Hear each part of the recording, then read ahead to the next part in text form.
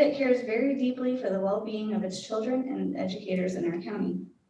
This group of parents feels like they have been deprived of a productive partnership with the children's schools due to the restrictions put in place during the pandemic.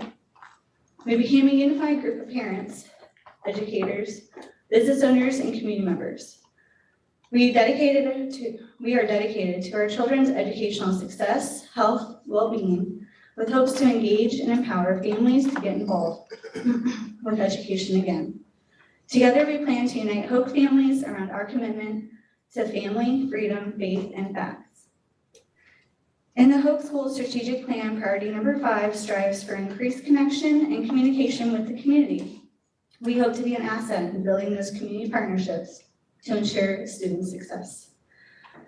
We are not here to worsen the divide that so clearly has caused rifts in our community, divisions that obviously do not benefit our children and our teachers.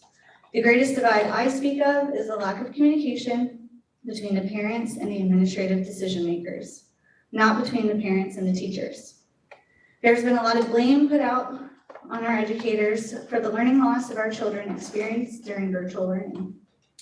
We're here to say that parents understand and appreciate our teachers, that they did the best they could with what they were given. We also know there is a lot of blame being put out on parents who found themselves trying to juggle teaching, educational oversight, all while providing for their families during pandemic conditions. Continuing to blame each other is not going to help our children. We need to come together as a community and lean on each other to make our schools successful. We need to find ways to address the fact that 67% of our students are not performing at grade level in math. And 62% of our students are not performing at grade level in reading. These are fundamental core subjects, and the current trends are unacceptable. We need to address what is being prioritized in place of education. We recognize this is not a rich county. Thankfully, our schools have been provided with different funding that continues to make a difference, especially for our high school students who are able to take advantage of CTEs, the Career and College Promise courses, preparing them to step into the real world as knowledgeable and competent young adults. These programs are thriving because funding was prioritized for them. With over a dozen staff members with doctorate degrees, we want to challenge your team to find new ways to address the learning loss beyond the meager 13 days of summer school. We need to prioritize time and funding to combat the compounding learning loss that will only continue to grow if we do not focus on students mastering the basics. We are Hope Families for Quality Education. Thank you for your time. Thank you. We'll now hear from Jeremiah Goodpaster.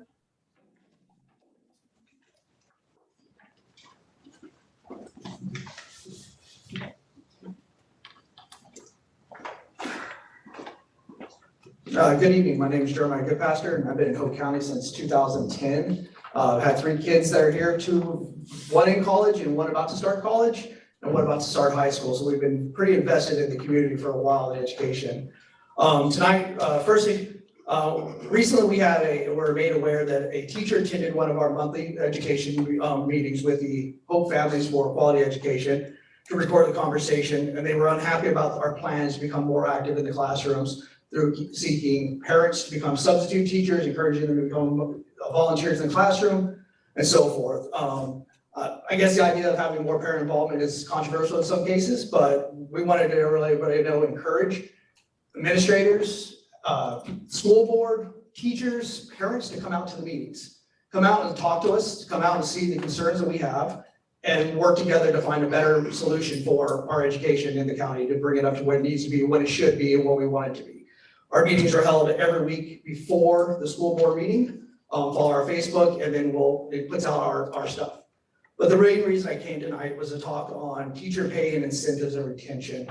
From the Hope County School Human Resources page, I had found 3 listings for incentives. There was a signing bonus of $500, a relocation bonus of $500, and tuition reimbursement up to $750 per course or 2 tests. Doesn't specify how many courses total.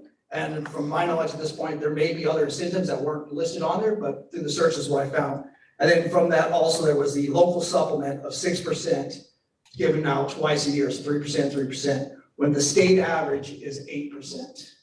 compare those incentives to our other sister school district, communities, Cumberland County specifically, and we're lacking. We're lacking big time comparatively. As of October 1st of 2021, Cumberland County began offering new sign-on bonuses for fully accredited teachers ranging between $5,000 to $10,000 depending on which school they went to. Additionally, on top of that, they were offering $400 a month for substitute teachers, for new substitute teachers brought into that. And then additionally, the county offers anywhere between $2,600 to $6,000 on top of the state teacher pay and supplemental income based on education level and tenure of the teacher. And then they included other special incentive and performance pays between $600 to $1,000 to those who qualified on top of the other pays. And that was at the end of the year or end of the quarter or along those lines. And again, I'm not saying that Hope doesn't have some of these, but they're not listed, they're not easily findable. My concern was about 2 weeks ago at the Hope County NAACP meeting, the Meet the Candidate Town Hall, the current commissioners were asked this specifically, why are we offering 6% when Cumberland County, Moore County are offering 20%? Mr. Goodpaster, you have come to the end of your time. Appreciate it. I'll come back another time. Thanks. Thank you. And that is the end of public comment.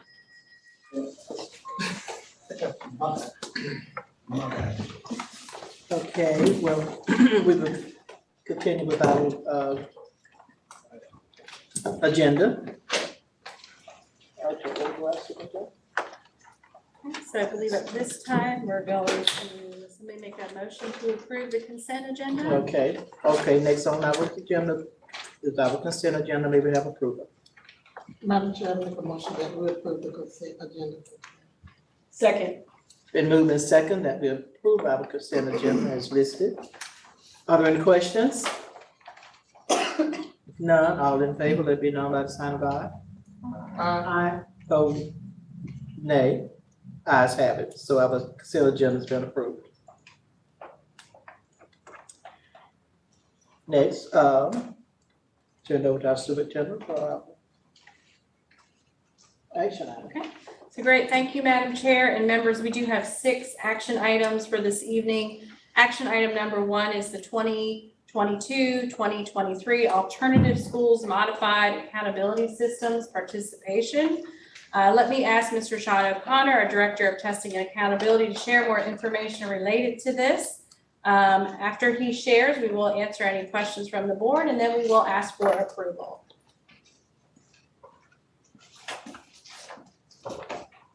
Good evening, Madam Chair, members of the board, cabinet, Madam Superintendent, and guests. Tonight, we're going to talk a little bit about the Alternative Schools Modified Accountability System. All schools in North Carolina are subject to an accountability model. What we're looking at here is a non-traditional type of school, such as Turlington, which requires a non-traditional model of accountability. This does not in any way opt us out of accountability. In fact, it measures things that are more specific to the alternative school. So we are required by the state of North Carolina to every year choose which option of accountability we will use for the alternative school. There are essentially 3 choices. Option A is the option that we use at every single school in this district other than Turlington. And the reason that we have a different view of this is because Turlington does not have a set group of students that it's going to serve all year long. The students are transient between schools from different times of the year. So it requires a little bit of a different accountability model to measure accurately what those students at Turlington are doing. Option B is the option that we have used over the course of the last 5 or 6 years at Turlington. And you'll notice this option measures student persistence, student achievement, the end of grade test, the end of course tests, the ACT, work keys, all of those tests and assessments that we value at all of our other schools are also measured at Turlington using this model. And the third is option C. And option C requires us to present our own specific plan to the State Board of Education based on the standards and accountability which are held at all the other schools. We have to develop one specific to Turlington through option C. This would be difficult for the simple fact that we do have students in and out of Turlington in various grade levels and various courses throughout the school year. So being able to accurately measure everything individually, given those circumstances, would be quite difficult for us. Now, there are two options that must be selected for the school performance grade measure for an alternative school. Every school gets a school performance grade. And as I'm sure most of you remember, in the past, Turlington's didn't always look exactly like everyone else's. It had a different model, so it was measured in a different way. But it does not mean that Turlington gets out of having a school performance grade or out of all the stipulations required by the state of North Carolina in the accountability model. So we have two ways that we can report these scores out. So the first would be return those scores to the school. So essentially, the students that are at Turlington, their scores count for the schools that they came from rather than Turlington themselves. Obviously, the issue with that is how do you hold teachers accountable who are actually teaching them at Turlington when the scores don't go to Turlington, they go to a middle school, a high school, wherever it may be. And then the more traditional way to measure it would be the 3-year model, which we use, the state uses through EVOS, and we use it at the other schools as well, which actually will measure the performance of that specific school as opposed to students across the board at all sorts of schools. So those are our choices. If you look at what the choices have been traditionally for Hope County schools, these are them. We've chosen option B each time, which is measuring all of those students in the assessments that all of our other students are measured in. And we've taken the path of the 3-year trend in data in order to measure it as well. If you look throughout the history here, and I don't have my glasses on, so I'm gonna step up here a little bit closer. 2017-18, you see Turlington was progressing, 18-19 declining, and then we have the 2 COVID years where we did not have an accountability measure for the individual school, and one of those being that Turlington did not operate in the school year. So this year, and Ms. Bounds, you can go ahead and. So, and again, this is the historical information as well. And you can keep going. So this year, our recommendation, or my recommendation to the board, would be that we stick with option B, because that will measure our kids against the same thing that their peers are being measured against, regardless of their educational setting. So it'll take into consideration their EOCs, their ACT scores, their work key scores, all of those things that we pride ourselves with in the high school. We want to measure all of our kids against those same benchmarks. And as far as following the trends, my recommendation is that we follow the 3-year model so that we can establish a new baseline, because we all understand that post-COVID is going to require a new baseline to be established in a lot of our schools, in a lot of our places in our district. Being able to track a trend over 3 years for specifically Turlington, as opposed to their scores melting into the other school placements and then them receiving a score from another school, it would not be a good way for us to track Turlington and what's going on in Turlington. Any questions? Okay, so if there are no questions at this time, we will ask for approval of the 2022-2023 Alternative Schools Modified Accountability Systems Participation Option B. You've heard the request coming from the superintendent that we will approve the 2022-23 Alternative Schools Modified Accountability System Participation Option B. Maybe get a vote. Madam Chair, I move that we approve the 2022-2023 Alternative Schools Modified Accountability Systems Participation Option B. I second. It's been moved and second that we approve option B for the 22-23 Alternative School Modification Accountability Plan. Are there any questions? If none, all in favor, let it be known by the sign of A. Ayes have it, so it has been approved. Thank you. Chair and members.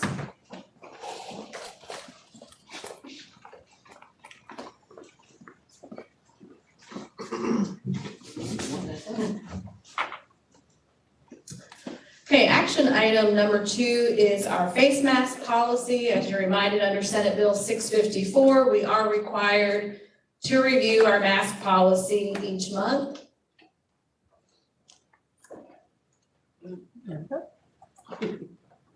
So we do continue to maintain our COVID dashboard on our website, and we do continue to track our data, student cases, and any staff cases each week. So as you can see, we have had very low cases. In fact, last week, we had 0 cases. In the week of April 1st, we had 2 cases. So we are trending in a very positive direction for our district. So remember that the optional face covering policy that we approved in March basically outlines that face coverings will be optional inside all Hope County Schools buildings and on school transportation for all students and staff. That's pre-K through 12. They are not required outdoors or during any extracurricular or athletic activities. And if for some reason Sand Hills Community College were to make a change, our students that do attend that campus would follow their guidance. We do continue with our mitigation strategies. In some of our classrooms, we do continue to physical distance to the greatest extent possible. Masking is voluntary. We do maintain our cleaning and sanitizing protocols. We continue to encourage hand washing. We encourage our screening and testing. We provide masks for our students and staff if they want them. And we continue to try to increase our ventilation on buses by opening windows. And it's, as the nice weather is upon us, that is becoming easier to do. So are there any questions about the face mask policy that we have been operating under since March? Dr. Dowell, since we've gone to optional face masks, has there been any employees that have concerns, like bus drivers or anything? You know, we have not, at the one meeting, we did have one person, you remember, who came and spoke, and he's been on his bus every day. Yep, and with no problem, so we appreciate him for doing that. But at this time, we've not been made aware of any. What about the students that, if we open the windows, have you thought about the pollen? Well, yeah, that's why we usually don't open every window. We try to do like every third just to try to increase the circulation. But yeah, this is also pollen season, so challenging times for some. Okay, so if there are no other questions or comments to make modifications at this time, I am asking for approval to continue our current face covering policy, which indicates optional masking in all Hope County school buildings and campuses and on all school transportation. Okay, you've heard the request of a superintendent that we continue to accept the optional policy that we have in place at this state. All in favor? May we get a motion, please? Madam Chair, I move that we accept the recommendation of the superintendent. I second. We move in second, we accept the recommendation of the superintendent. All in favor, let it know by the sign of aye. Aye. Those opposed, nay. Ayes have it, so it's been approved. Action item number 3 is the selection of an architect for the Hope County High School on-site project if our district should receive the needs-based public school capital fund grant. There are statutory requirements when you are seeking to select an architect. We have worked to meet those requirements and we have adhered to the following RFQ process. If you remember at one of our board meetings, I did ask for permission to begin the RFQ process, so we did post that on our website. We were able to email about 12 or 13 different architect firms, letting them know that we had posted an RFQ. We then provided about a 2-week window for them to submit any qualifications. We had a due date of February 7th at 5 p.m. Then our district team reviewed the qualifications that were submitted. We then selected 2 architect firms to interview. We did interview the 2 architect firms on March 11th, 2022. So based on those interviews, we would like to make a recommendation that we select SFLA as our architect for the Hope County High School on-site project. and to authorize staff to begin any negotiations with SFLA if our district should be awarded the needs-based public school capital fund grant. So at this time, I am asking for approval to select SFLA. Okay. You've heard the recommendation from our superintendent that we approve architecture SFL plus A. Those in favor? Or maybe we get a motion. Madam Chair, I feel like I'm on TV. I move that, we accept SFLA as the architect. When, not if, but when we get the funding. Thank you, Mom. I second.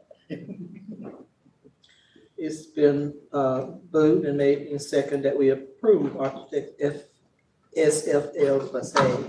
If we should, When? when we get the money, when, well, hopefully we will. All in favor? Aye. All opposed? So if we are lucky enough to get the money, we'll approve SFL plus A to be our team.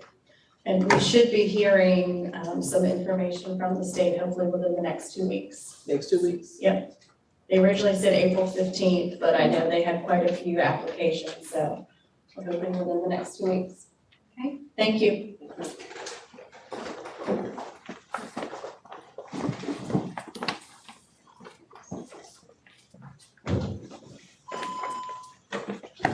Okay, action item number 4 is the approval of the 2022-2023 school calendars. Let me ask Meredith Bounds, our Director of Public Relations, to please provide this review. After Ms. Bounds shares this information, we will be asking for approval of the 2022-2023 calendar. Good evening, Madam Chair, board members, Dr. Dallas, cabinet, and guests.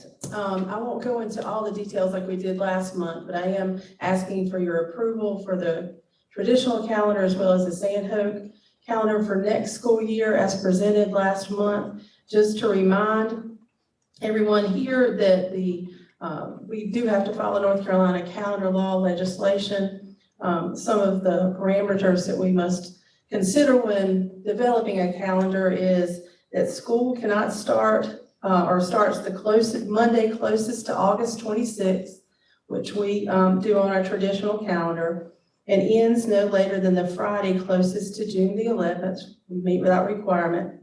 There must be 215 days for teachers. They're contracted for 215 days. So from the very first day, which would be the 15th of August, to the very last, student days, annually, holidays, all those days in between must add up to 215, which they do. And there must be at least 1,025 instructional hours or 185 days.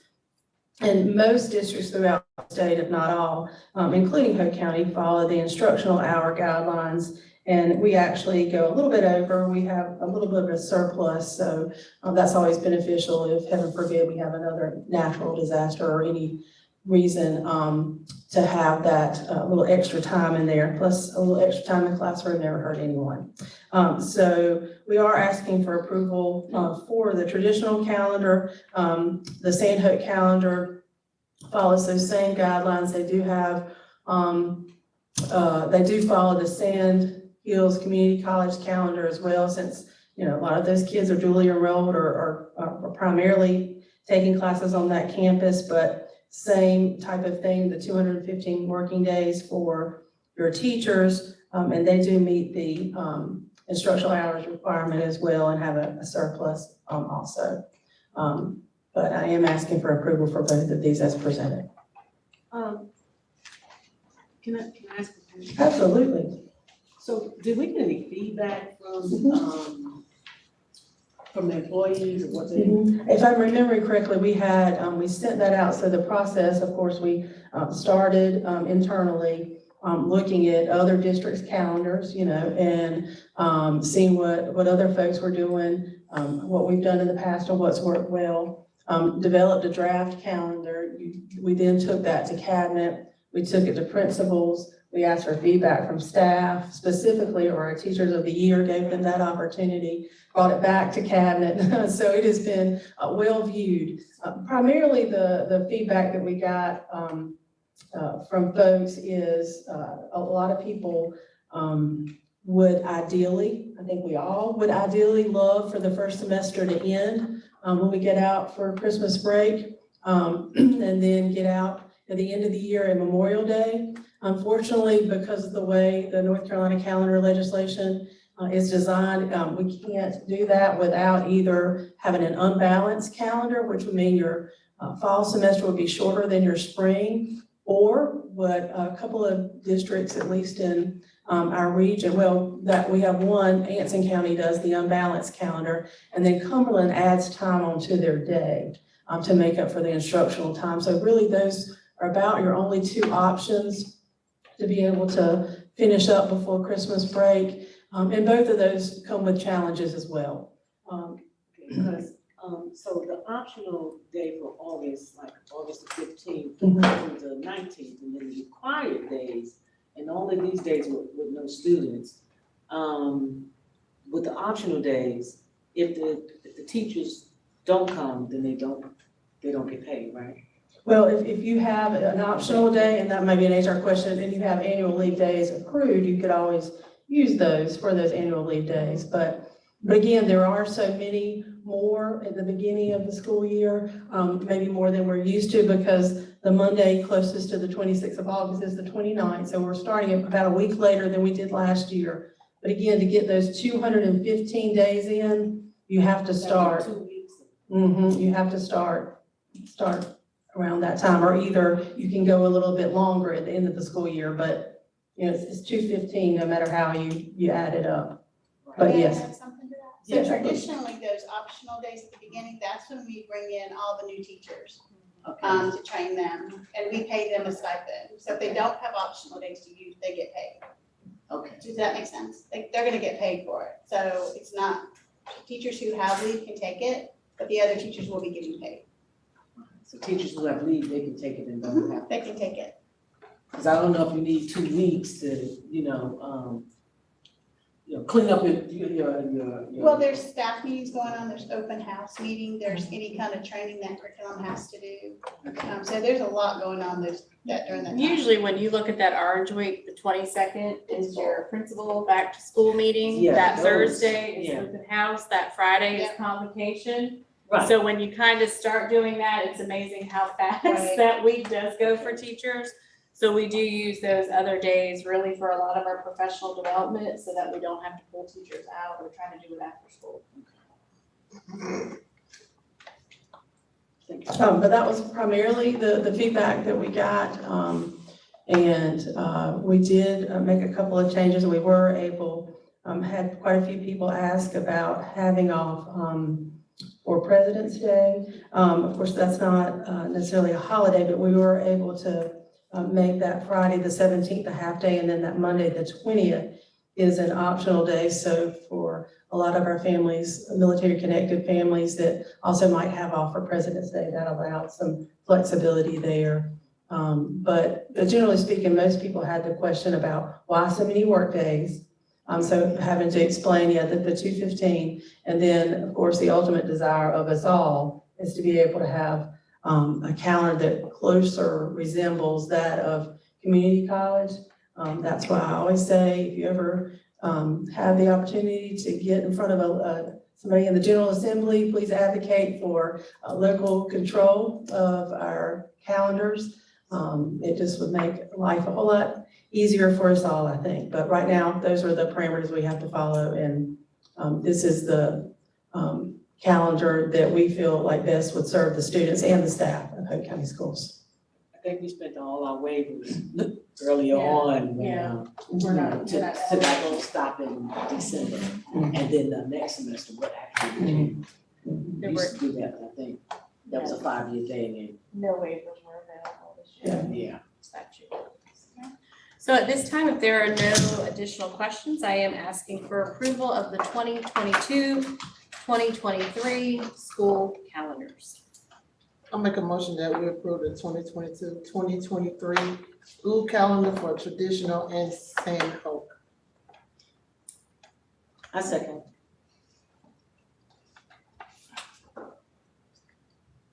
I was getting ready to say, you heard the recommendation from the superintendent Oh, I'm sorry. responding, actually for the request. All in favor, let it be known by the sign of aye. Aye. Opposed, My nay. apologies. Ayes have it. Thank you. Madam Chair, Yes. may I just say how much I appreciate this calendar, that I don't have to see what those colors mean. Yes, yes. Thank you. It is nice. So action item number 5 is approval of the 2022-2023 local budget request. Let me ask Juan Chavis, our Chief Finance Officer, to please provide this review. After we share the information, we will be asking approval of the local budget request. Good evening, everyone. Good evening. We're not going into a whole lot of detail because we all covered this in our committee meetings. But I will review what we looked at for our 2022-2023 local budget request for our county commissioners. For our capital outlay, we are requesting $1,252,000 for capital outlay projects. This is scrolling just a little bit. What is scrolling on? Here. Keep going. That's our recap. There we go. So for consideration for our capital outlay projects, again, we're doing our one-to-one technology initiative, which is our third payment of our 4-year lease for $570,000. We're looking at the parking lot asphalt restoration at Rockfish Hogue for $65,000. Parking lot asphalt restoration at Sandy Grove Elementary for $21,000. Parking lot asphalt restoration at Sandy Grove Middle for $25,000. Asphalt restoration at Hawkeye Elementary for $22,000. Parking lot at East Hope Middle for $150,000. Flooring in the office areas at McLaughlin for $8,500. Flooring in the hallway at West Middle for $7,000. Modular flooring and crawl space, which would improve the water protection in one of our modulars at Rockfish Hope for $86,000. Flooring in the main office areas at East Hope Middle for $16,000. Flooring in the gym lobby at Upchurch for $15,000. The HVAC unit at the board for $61,250. Fencing at East Hope Middle for $5,250. And a maintenance building for $200,000, which gives us a grand total of $1,252,000 for capital outlay projects. Next, we will look at our current expense. What we will request for the 2023 school year. Our current allocation for 21-22 was $600 per student for a total of $5,700,000.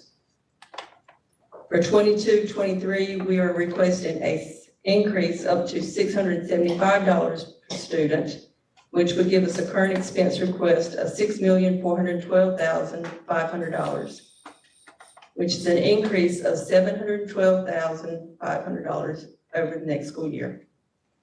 One of the reasons, or some of the reasons we're asking for this increase is we expect the state next year, or it is proposed that the state would do an increase in the hourly rate of our non-certified employees from $13 an hour to $15 an hour. Also, we're anticipating our retirement rate to increase from 21.68% to 24.19%, which is a matching rate that we are required to match on all full-time employees. And then also, we're expecting health insurance to increase from $7,018.92 per employee to $7,396 per employee. All of these factors is one of the reasons we're asking for the increase in our per pupil allocation, along with the cost of living increases that we all have experienced with COVID, gas prices, food prices, So that's all part of why we're asking for an increase in our per pupil allocation from the county. Any questions about our 2022-23 local budget request?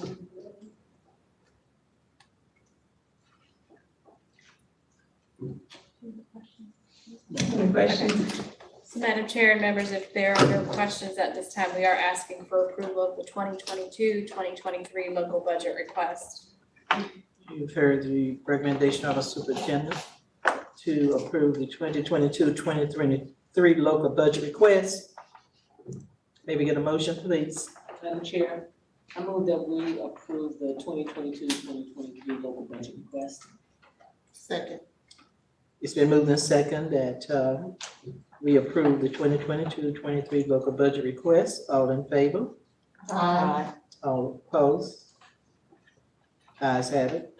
So the budget request has been approved. So action item number 6 is the CTE local application. We're required to do this every 2 years. Let me ask Dr. Dana Chavis, our Executive Director of CTE, to share our local application. After she shares the information, we'll answer any questions, and we will be asking for approval so we can submit this to the state. Thank you and good evening. So as Dr. Dallas said, 2 years ago, I was here presenting this plan. And at that time, Ms. Bowie, I didn't have it uploaded correctly because remember, I had it on the side and couldn't flip it around, but I got it right this time. And so what the PowerPoint does is it really just gives you a snapshot of this plan that was, hundreds and hundreds of pages that we submit to the state and federal government to say, this is what we have in place. These are some strategies that we will use throughout the next 2 years. A lot has not changed because as soon as we wrote it, then we had COVID. And so, everything was pretty much shut down. So it is this next 2 years that we actually plan to see some of the results of this plan. So pretty much nothing has changed. And if you don't have any questions, I just ask for approval. Are there any questions about our local application? Okay, so if not, we are asking for approval of our CTE local application. Okay, you heard the recommendation from our superintendent for the approval of the CTE local application. May we get a vote, please? Madam Chair, I make a motion that we approve the CTE local application. Second. It's been moved in second that we approve the CTE local application. Are there any questions? All in favor? All opposed? Ayes have it. So the CTA application has been approved. Thank you. Okay, so thank you, Madam Chair and members. That does conclude our action items for this evening. We will continue then with our administration. Okay, so Madam Chair and members, we have 4 information items for this evening. Information item A is an overview of one of North Carolina DPI's literacy initiatives. It's the Science of Reading and Language Essentials of Reading and Spelling. It's often referred to as letters training. You might have heard teachers talking about it. Our district started our journey with letters in the fall. So at this time, let me ask Ms. Alfred Hamlet, our director, pre-K 5 elementary, and Ms. Wanda Usry, our elementary curriculum coordinator, to just share an overview of letters. I just wanted to make sure that we all kind of had a good understanding of what letters looks like in our classrooms. So the science of reading is a topic that you can't miss, right? It's all over the media. If you turn on the TV or open a newspaper, the phrase, the science of reading is all around you. This year, we were cohort 1 in Hope County for letters training. It is through the Lexia Publishing Company. We also have purchased their intervention curriculum for K-5 ELA for intervention. But we are also going through some rigorous training in our district for K-5 elementary reading teachers, and also our pre-K and our administrators have gone through this training. It's very rigorous, it's very exciting, but what is it based on? It's based on the science of reading. So let's just take a quick run through this. It's basically research that's been around for a long time. This is nothing new. We started hearing something about it way back during the No Child Left Behind days. But basically, it's scientifically based. It is a way for you to understand how children learn to read. It is not something that they're born knowing how to do and they will just learn just from being around books or being read to. It is a technical, scientific, and it is a brain thing that has to happen inside their head. It is something that is very effective if it is done systematically, which means very targeted, and it gives children tools to decode words, help build their vocabulary, and build their fluency. So let's just look at the facts. The fact is that children who start low will stay low without that systematic, that very targeted and rigorous reading instruction. If they start out with having trouble with early word reading skills, that leads to less time spent reading, slow vocabulary growth. They miss opportunities to practice comprehension strategies, and they have a negative attitude towards reading. The best solution to the problem of reading failure is to allocate resources for early identification and prevention. So basically, there's a hierarchy, there's steps to learning how to read, and it all starts with listening. That's why all the research or everything that you see tells you to read to your children, right? That's how they start. They start to talk, they listen. That is the very beginnings. They listen to the sounds and they develop their language skills. And then it builds from there until the child is able to read fluently with lots of reading comprehension skills. So basically, it is a brain thing. This happens inside your head, and it is very, very much involved with the brain. So what does that mean? Let's look at how reading works in the brain. So basically, these are the parts of the brain that give you access to meaning. Once you take in the language, you start to realize that what is being said to you has meaning. And these are the parts of the brain that light up, and this is very much scientific.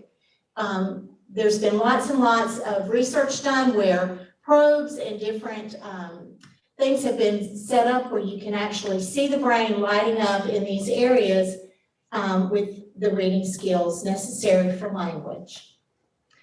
Word pronunciation, these are the parts of the brain that light up. Visual input, letter and word recognition. Visual word form area, sound symbol connection. It's all about the science. You can see that the whole brain, once a child learns to read and has all of the skills necessary for comprehension, that basically the whole brain is lighting up. So there are lots of places that the anatomy helps with reading, and basically it's all in the head and the neck. Inside your brain is all of the areas that are giving you that skill for reading, but your mouth also participates in that. Your ears participate in that. There's reading fluency, there's vocabulary and memory words and phonics. There's so many pieces of the puzzle that come together for a reader to become proficient. So what does that mean in the classroom? Well, there are words that stick out if you hear any kind of research. Systematic means that it occurs in a logical sequence. You need to teach things in a certain order for students to become proficient. Explicit means that it's deliberate, you're targeting it. And cumulative means that each concept is building on the next. So what does that look like in the classroom? We're just going to go through this very quickly. If you went into a classroom, you would see certain types of instruction, but if you are following the science of reading, you will hear students playing with and manipulating sounds. You're going to see frequent opportunities for students to engage in sound and word play. What you might not want to see is a letter of the day, and that's something traditionally that we might have seen before we really understood the science of reading, or instruction with letters first. Remember that the science of reading tells us that we start with sound. You would also look for explicit instruction in sound spelling patterns that include spelling and encoding. There's 44 sounds included, and the teacher would be explicitly teaching those. Students would be decoding and encoding words. What you might not want to see is just random phonics instruction with no sequencing, no understanding of what is actually happening when the students are practicing. They stop after basic sound patterns, and the instruction is without engagement. It's very monotonous, and the students are not participating. So basically, sight recognition is something that we have really had to look at in how we're presenting instruction to kids. We want to avoid leveled text and just using that to teach reading. We want to bring in more decoding books, making sure that the words and the decoding part is an important part of the day. You want to look for instruction that focuses on a topic for 2 to 3 weeks and not teaching standards in isolation. You want to look for purposeful activities that help students understand how words are connected to topics. And you want to avoid things like memorizing dictionary definitions and vocabulary words presented out of context. You want to look for activities that focus on understanding and constructing sentences. You want to avoid things like after reading comprehension task and not really breaking down the structure of the text. You want to look for instructional approaches that support students and develop students' abilities to make deep inferences. And you want to avoid things like reading strategies being taught in isolation and questions that do not demand that the text be our knowledge. That's what letters training is about. Letters training is not a curriculum, it is teaching strategies. And we're learning to be better reading teachers so that there are reading teachers in all of our classrooms. We're examining how we teach, we're reflecting on how we teach, and we're fine-tuning our systems to support the students and teachers. These are some interesting articles. We've also provided you with a booklet that you can take and read over to further your understanding of the science of reading. That's all we have. Any questions? I know Ms. Boo does. Okay. She's our literacy. I'm just wondering how this fits into the curriculums that you're already using.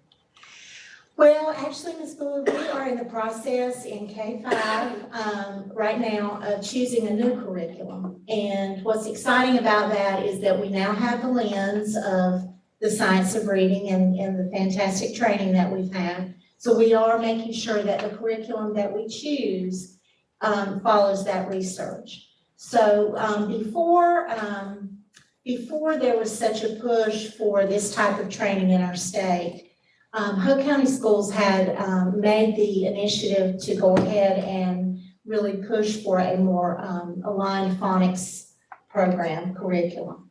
And so we have been working with Reading Horizons for the last 3 years. And because of COVID, we had to adjust a little bit of the training that we were giving the teachers. And we've now started to align Reading Horizons with what we're learning with letters. So we know that everything is working with that science of reading. Thank you. All right, thank you so much. Okay, so information item B is an update on COVID-19 and testing. Let me ask Dr. Peggy Owens, our Executive Director of Student Support Services, to please provide this update.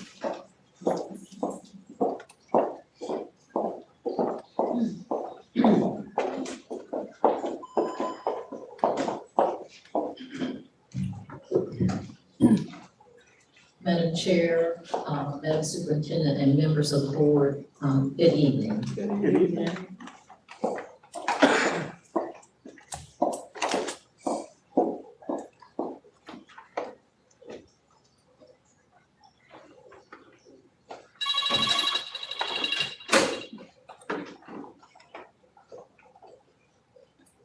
Sorry, Dr. Owens. Just thinking about coming up. There we go. So COVID-19 updates the next phase. Where are we now? Next slide. So the state of North Carolina has our next phase of COVID. The plan is entitled Moving Forward Together. So this is our next phase as it relates to the COVID-19 response. Why? If you think about March 2020, I'm sure all of us have a memory versus when I did this last week, March 2022, the landscape is very different than what it was 2 years ago. So based on the moving forward plan for the state of North Carolina, there are 4 core principles that we will be engaging in, and number 1 is empowering individuals, maintaining health system capacity, collaborating with local partners, and prioritizing equity. So within this plan, another area will be leading with data transparency. So as we move forward, these will be the data points that's going to be most important. We're going to begin looking at, and that's the state, wastewater surveillance, COVID-like illness in emergency departments, hospital admissions, COVID-19 cases, booster rates, the prevalence of the variant, CDC community levels. Now, Ms. Bounds, if you would press the, right there in the center, we're going to go to that website. The state has updated and has a new dashboard. And based on, in just a few minutes, it'll be up. Based on the dashboard, these will be the data points. If you can scroll down, please, where it say all COVID-19, just scroll down. So looking at, I'm sorry, here, go back up. And just continue, okay, or say, just pause there, please. So this is the new dashboard from the state. And so these will be the data points that we will be looking at and observing. These will be the key areas in terms of when we look at vaccinations, we'll look at respiratory virus cases and death, hospitalization, outbreak, and clusters, water waste monitoring. There'll be various reports from the local entities, health departments, and then data behind the dashboard. I would like for, we will not go into all of these, but Ms. Bounds, if you could click on the vaccination rate for us, please. Just so that, and so at your leisure, board members, you guys can go in. If you will scroll down for us. Okay. Yes, ma'am. Keep going. We're going to go into Hope County if you can do that for us. Or you can just, yes. You click.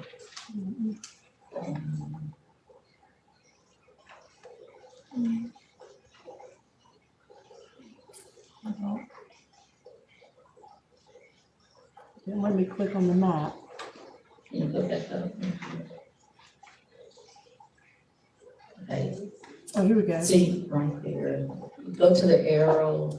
You see where it say metrics? Okay, go to Hope County. So this will be the page that we will be navigating in order to get the data. So based on the data that you have before you, you can see currently we have 26,460 individuals who have been vaccinated with at least 1 dose, and that's 48%. We have 22,989 individuals who've had 2 or more, or they completed that vaccine series. And currently we're at 8,070 individuals with boosters. And that's based on a total of 14,711 cases for COVID-19. As Dr. Dallas reported earlier, our cases are down in the district, but these will be the data points that we will monitor as we move forward. So let's go back into the slide presentation, please. Next slide. Okay, so the next component of this plan is operational preparedness. So these are the elements that we will be addressing: health service capacity, vaccination, testing, treatment, outbreak management, and contact tracing. Also, in terms of the fourth component, recovering stronger. So what we'll be also looking at as we move forward in COVID-19, behavioral health and resiliency, child and family well-being, strong and inclusive workforce. These are all key factors. You know, we've heard about, we know what our workforce is like within the county, not only within Hope County schools, but in our county and our state. Also in terms of how people are looking at their mental health capacity, their health overall. So these are key areas that we'll be paying attention to as we move forward. So what about Hope County schools? So what will that look like for us in terms of COVID-19? Number one, we will be focusing on testing. As you know, we've been before you several months to talk about our K-12 testing program. We officially launched that program on last week. We had a total of 42 individuals to actually sign up for the testing across the district. Last week, we were able to actually test 33 individuals. So we were very proud of that, not pretty, but very proud of that, because we had to really work through the logistics there. So we think that it will run smoother in the coming weeks. But, and we will continue to promote and market the K-2 testing, the K-12 testing. The testing is for both students as well as employees can participate in the program. So testing will be our number one. We will also, number two, empowering our employees and students by educating them. So our school nurses, along with student support services team, will provide educational information. We will continue to promote vaccinations by way of our Hope County Health Department and boosters as well. And then we'll continue our partnership with Hope County Health Department as they will continue to provide us updates as we move forward, and also partner with the state of North Carolina and perhaps some other organizations as we just promote testing and vaccination to encourage these preventative measures. And then, of course, I don't think we need to go into that. Dr. Dallas has already shared that earlier. So that's where we are for our COVID-19 update. This is a quote by one of the doctors from Johns Hopkins University.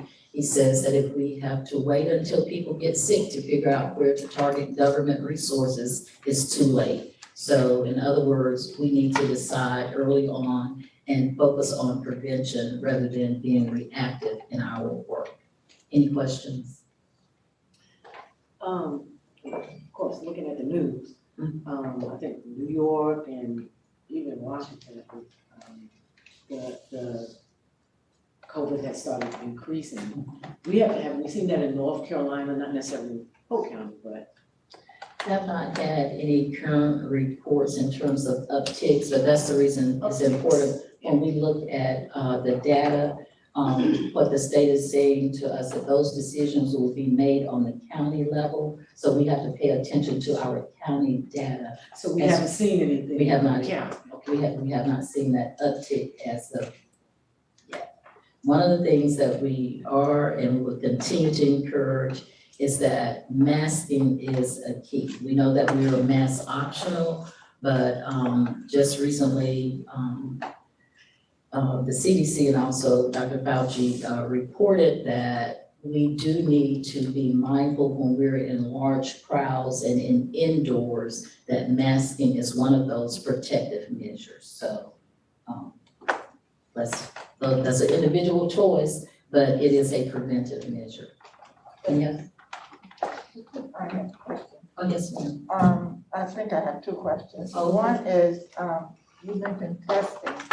Does that testing include, how do we track testing as at home, since you can now get your test and take it at home in several places? How does that They didn't look at it. So the company that we work with, we have a contract by way of the state, NCDHSS, who has contract with a vendor. And so that vendor, they come in and do the testing. There's two types of testing that occurs. So they are actually coming in doing what we call routine testing. Then we also have diagnostic testing. The diagnostic testing, if individuals are actually having symptoms, and then we can do that testing ourselves. But on the routine testing, that information is put in by way of our vendor, which is Mako. And then there's another system where all of that information is reported and kept. The test results go directly to, and I'll say to the parent, so if that child is being tested, or if I went to get tested, that information goes directly to them. And then Mako shares that information with us in terms of test results. Any other questions? So Dr. Yes, let me ask you a question. So if they have the home test, not necessarily everybody is reporting that they have COVID, because they can, when they do that home test, how do we know? Because some people do the test at home, but they don't necessarily, is there a requirement, they don't have to call the health department to tell them. So how do you track that? Because a lot of people doing tests, but how do you know the results from that if they're doing it at home? Well, it now, depending on type, the lab, if they're doing a home test with a lab, it will go through that particular system. You know, we have a number of home tests out there now. So, that's supposed to be reported directly to the health department. Remember when we first started into COVID? And so people were getting tested at various places, even out of state. So if you were a resident of Polk County, those results would eventually come back. But if you also remember, we had a real big hiccup at the state level, you know, with test results in terms of accuracy. But, you know, you're going, for some individuals, we're going on the honor system, right? But that's just like, well, I won't say it's just like, but like with the COVID-like symptoms where, you know, you may have flu, you may, you know, your allergies, your sinus. People could have symptoms, they might decide not to get tested because they say it's my allergy or, you know, whatever. So.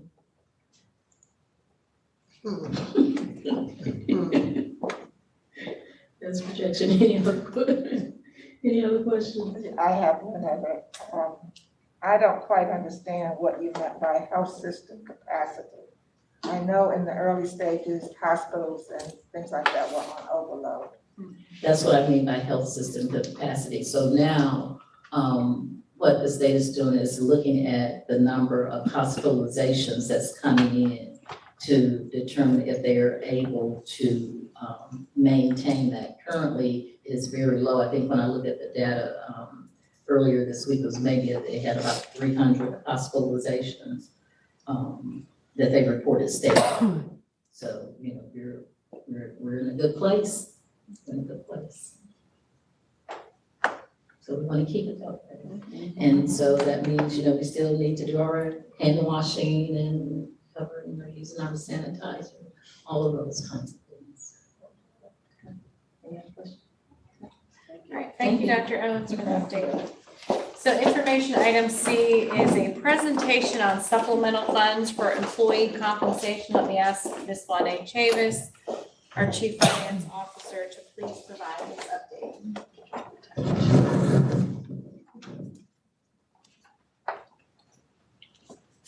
Good evening, everyone. Good evening. What we're going to present this evening is a supplemental funds for employee compensation, and I'm going to refer to it in two different terms. One is going to be called a state supplement, and one is going to be called an enhancement supplement. Okay, so the first is a PRC 071, which is called supplemental funds for teacher compensation. Through the Appropriations Acts in 2021, the North Carolina General Assembly created a reoccurring appropriation to provide funding for LEAs and charters to provide a salary supplement to teachers and instructional support in their units. And the teachers and instructional support that they were looking at are certified teachers and certified instructional support. This appropriation is for the 2 years of the biennium. It is not exceeding that. So right now we know it's only for for this year, 2021, 22, and 2022, 23. After that, we don't know if we will continue to receive the funds, but right now it's in the bill for those 2 years.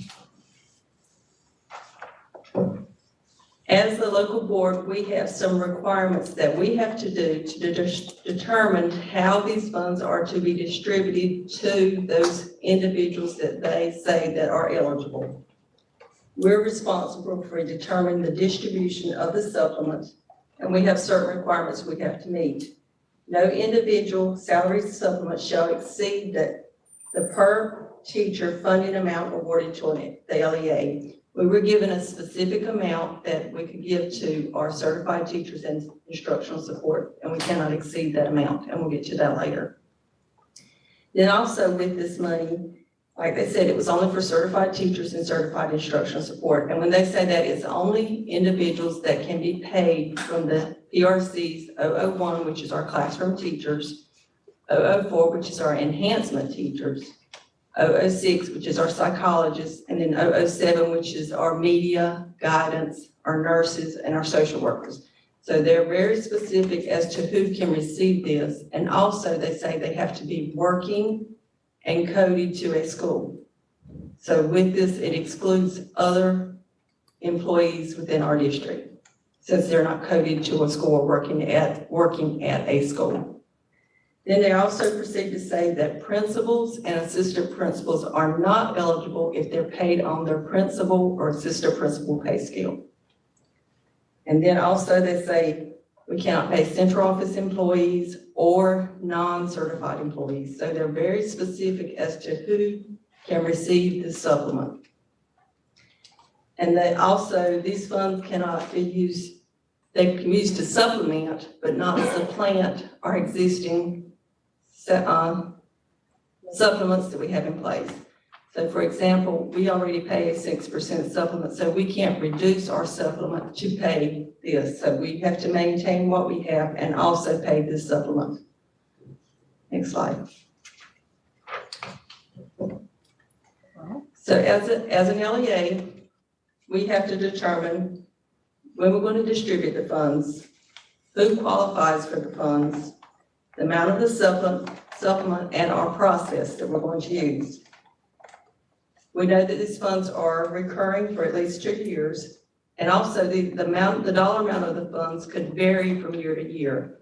Like I said, we have a set amount for this year, but we're capped at, our cap for this year is 1,000,004, if I remember correctly, 1,000,004. Well, if we have to pay all the teachers, that not the 1,000,004, but we have to make all our teachers work within that dollar amount.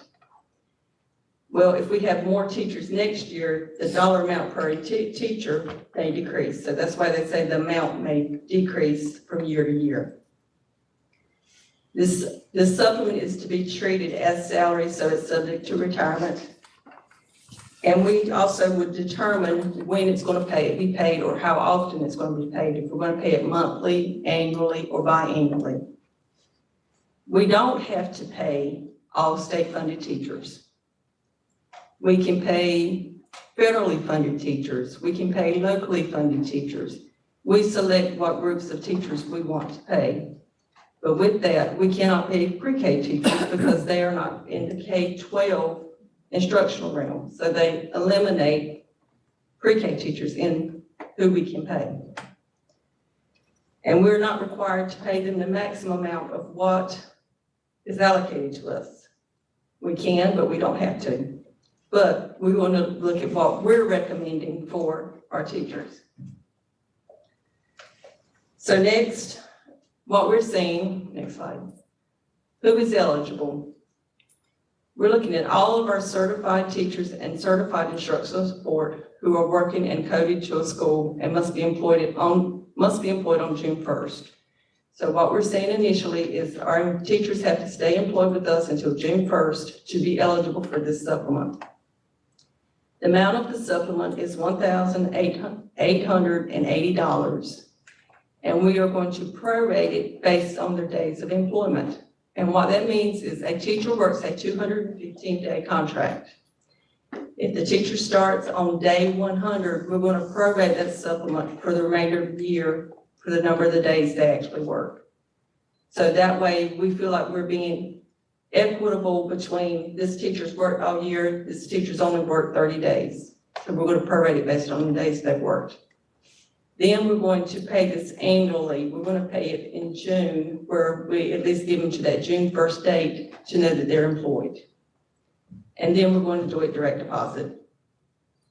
So this is how we anticipate handling our state supplement that a General Assembly issued for certified teachers and certified instructional support.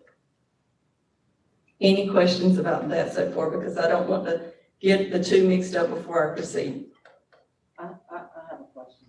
Yes, ma'am. So the General Assembly is saying, give this to eligible teachers, and in 2 years, we don't want to do it. We don't know if it's going to still be in the bill or not. It's there now, and it's recurring for next year. But After that, we do not know. We do not know. And we all know how the General Assembly works. It's in today, it's gone tomorrow. So all I can answer for is these 2 years. Okay.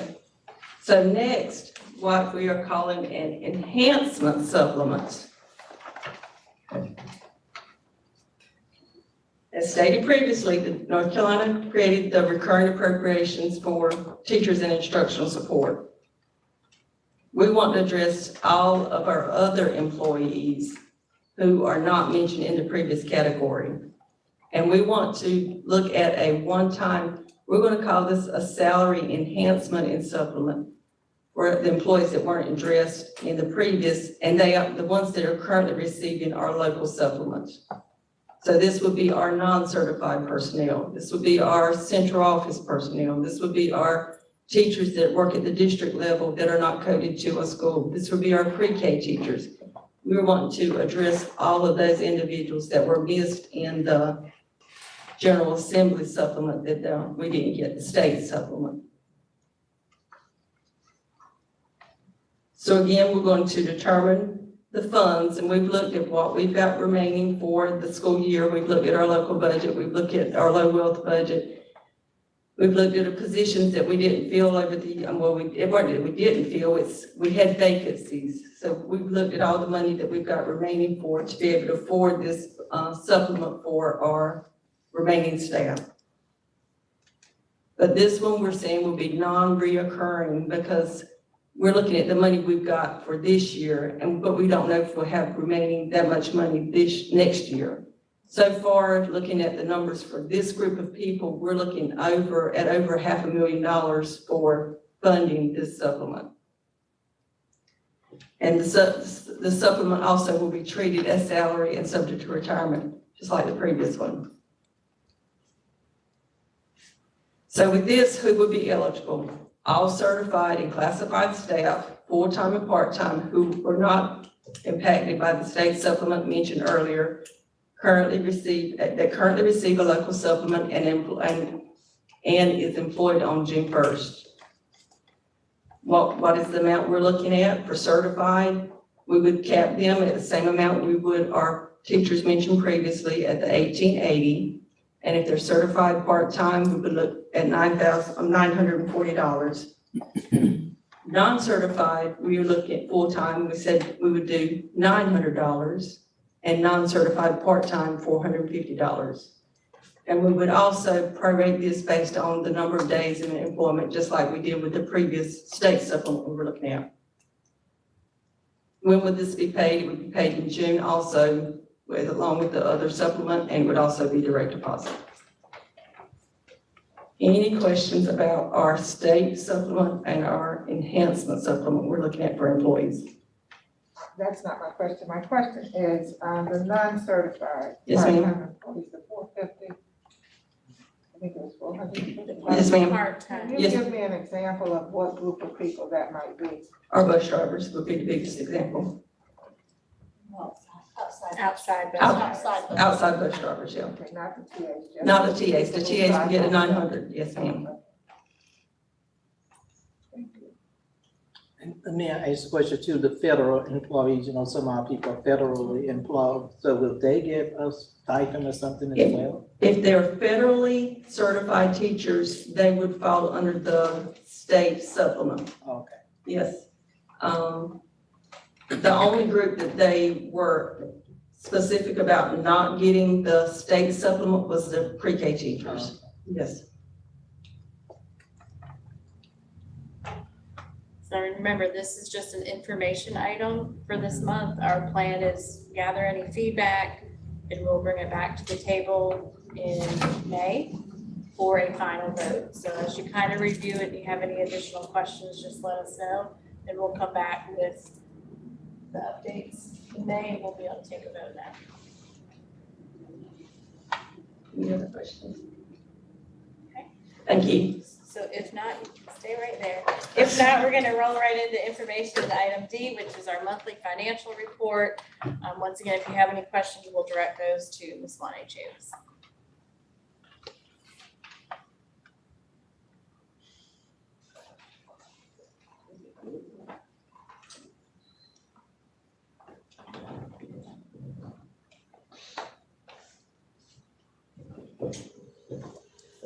I don't have any questions. Okay, so if there are no questions, Madam Chair and members, that does conclude our informational items for this evening. But next on our agenda is our closed session. Then we get a motion to go into our closed session. Madam Chair, I move that we go into closed session for, under North Carolina General Statutes 143-318.11 to present the disclosure of confidential personnel matters, to consider matters related to initial employment of individual employees, and to consult with the board attorney to preserve the attorney-client privilege. Okay. A second. Okay, it's been moved and seconded that we go into closed session for the reason that we're given. All in favor, let me know by the sign of aye. Opposed, nay. So we will take about 5 minutes. Closed session.